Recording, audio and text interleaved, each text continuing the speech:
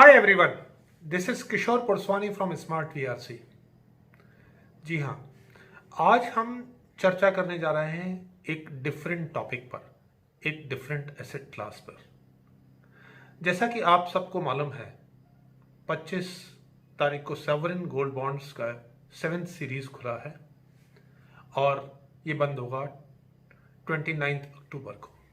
तो आइए आज चर्चा करते हैं सॉवरेन गोल्ड बॉन्ड्स के ऊपर। ये होते क्या हैं, इसमें कैसे इन्वेस्ट करते हैं, इसमें इन्वेस्ट करने के क्या फायदे हैं और किसको इसमें इन्वेस्ट करना चाहिए। तो सबसे पहले तो हम गोल्ड की हिस्ट्री देख लें।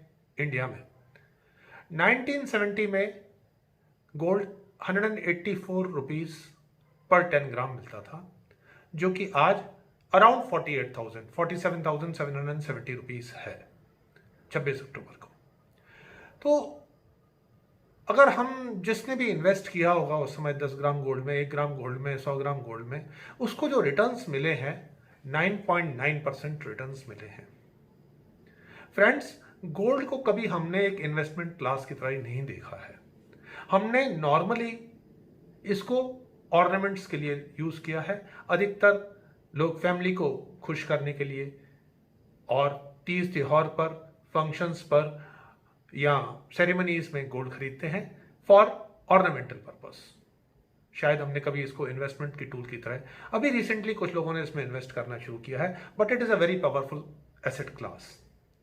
जैसे कि हमने पहले भी चर्चा की थी हमने पुराने वीडियोस में कि अगर हम इक्विटी में इन्वेस्ट करते हैं तो जो बाकी ऑप्शंस होते हैं, पीपीएफ या फिक्स डिपॉजिट्स, गोल्ड भी एक ऑप्शन है जिसमें कि एक इन्वेस्टर को 10 to 15% अपने इन्वेस्टमेंट का जरूर इन्वेस्ट करना चाहिए। तो अगर आप हिस्ट्री देखें 1970 से लेकर 2021 की, हमने आपके स्क्रीन पर 5 इयर्स के गैप में प्राइजेस प्लॉटेड हैं। बेस्ट रिटर्न्स मिले हैं 1970 से 75 के बीच में 2.9 टाइम्स, जब गोल्ड 184 से लेकर 540 हुआ।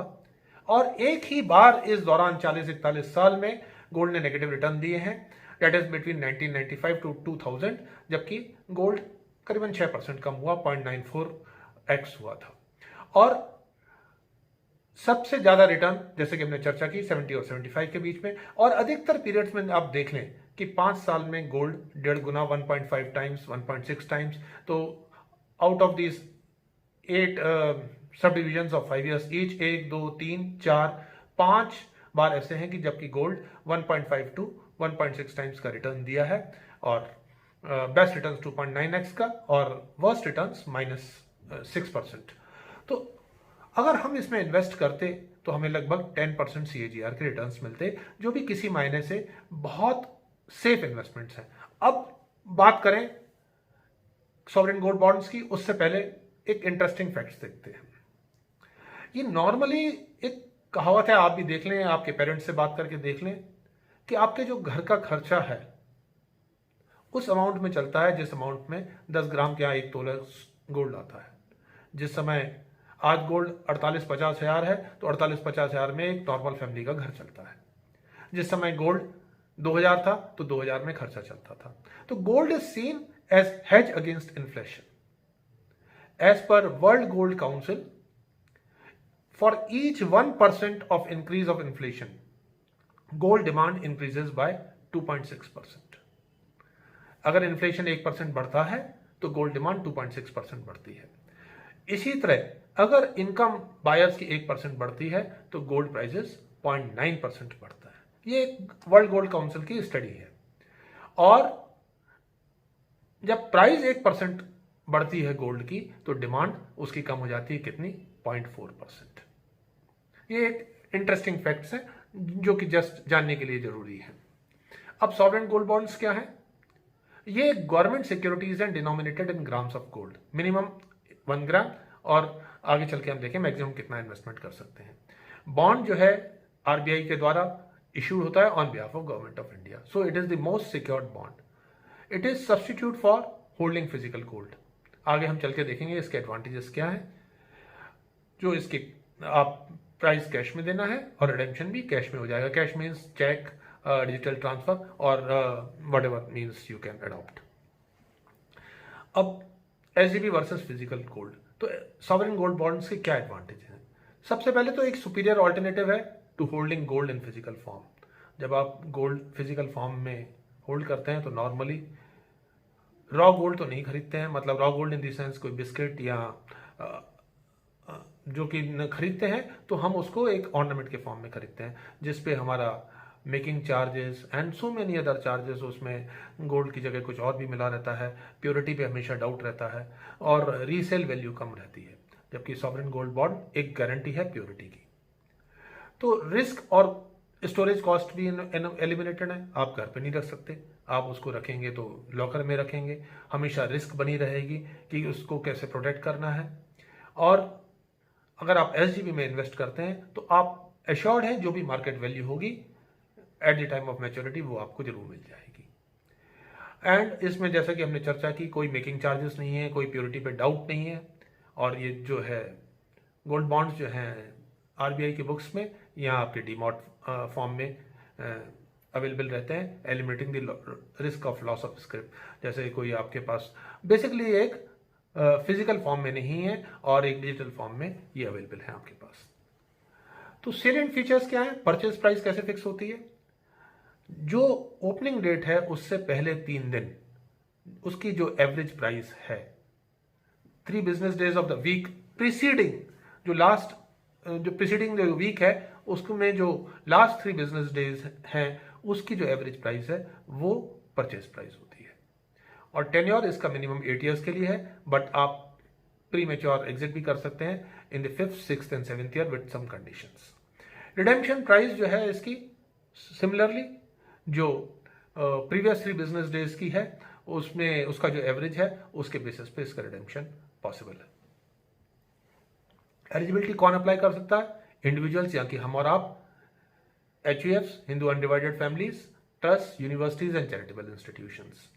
तो एक इंडिविजुअल इन्वेस्टर के लिए आपको मिनिमम 1 ग्राम का इन्वेस्टमेंट करना है और मैक्सिमम जो इन्वेस्टमेंट कर सकते हैं एक साल में वो 4 kg फॉर इंडिविजुअल्स कैटेगरीज।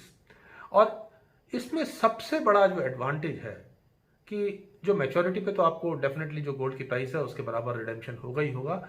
हर साल 2.5% आपको एक इंटरेस्ट मिलेगा और वो इंटरेस्ट सेमी एनुअली मिलेगा, यानी कि 6 महीने में इंटरेस्ट मिलेगा और वो ऑटोमेटिकली आपके बैंक में क्रेडिट हो जाएगा। तो this is an additional advantage जो आगे हम चल के देखेंगे किस तरह से वर्क करता है। तो जो गोल्ड का जो प्राइस बढ़ेगा वो तो आपको मिलेगा ही मिलेगा प्लस एडिशनल। और सपोज एक मान के चलें कि 10% इन्फ्लेशन है, 8 साल बाद गोल्ड प्राइस डबल हो जाती है, 1.7 टाइम्स हो जाती है, 1.8 टाइम्स हो जाती है या डबल हो जाती है, just for the sake of convenience देख लें, तो 8 साल में आपको 2.5% के हिसाब से इंटरेस्ट भी मिला है एवरी ईयर। तो ऑथराइज्ड एजेंसीज कौन है इनकी? Nationalised banks, scheduled private banks, foreign banks, designated post offices, stock holding corporation of India and authorised stock exchanges. Tax implications क्या है? इंटरेस्ट तो जरूर टैक्सेबल है as per the income tax act section 43 of 1961, और capital gain tax इसमें exempted है, यानी कि जो आपकी मैच्योरिटी वैल्यू होगी उस पे कोई भी कैपिटल गेन्स टैक्स नहीं लगेगा। जबकि आप अगर इक्विटी में इन्वेस्ट करते हैं तो 10% कैपिटल गेन्स टैक्स लगता है। ऐसे इसमें इंडेक्सेशन बेनिफिट्स हैं, जो लॉन्ग टर्म कैपिटल गेन्स अगर आप जिसको आप ट्रांसफर करते हैं तो आप इंडेक्सेशन बेनिफिट्स ले सकते हैं।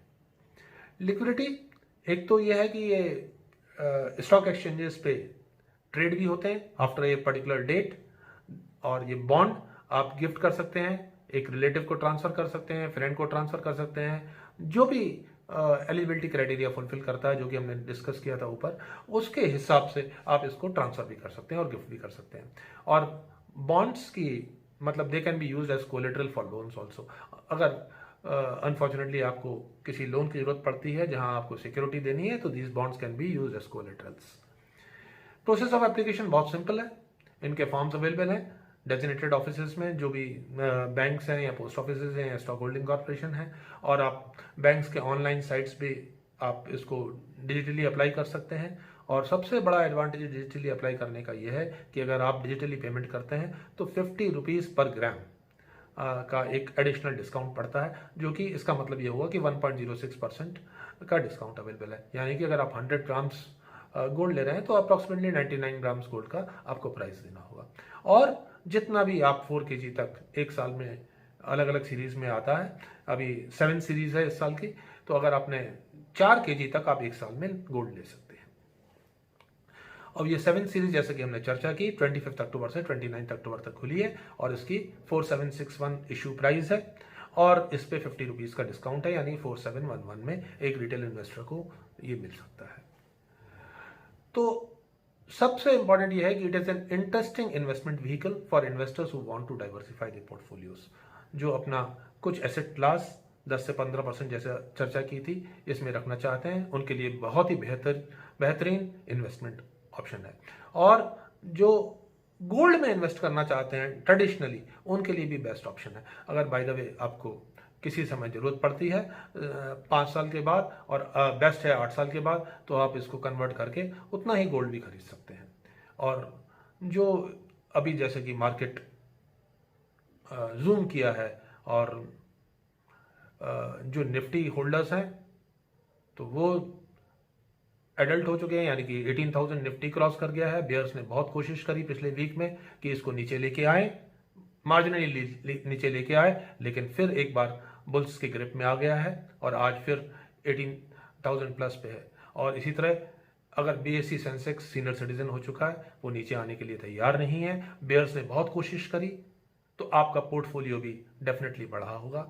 और अगर आपका पोर्टफोलियो एलोकेशन, जो कि एक फॉर्मूला है 100 माइनस एज, यानी कि अगर आप 50 साल के हैं और 50% से ज़्यादा पोर्टफोलियो एलोकेशन आपका इक्विटी में हो चुका है, से सपोज 70% हो गया है, 80% हो गया है, तो आप कुछ प्रॉफिट बुक करके SGBs में इन्वेस्ट कर सकते हैं, तो आपका पोर्टफोलियो भी बैलेंस होगा। आई होप ये वीडियो आपको पसंद आया होगा और आप अपना एक डिसीजन ले सकेंगे। Thank you very much friends and happy investing in the sovereign gold bonds. Thank you very much.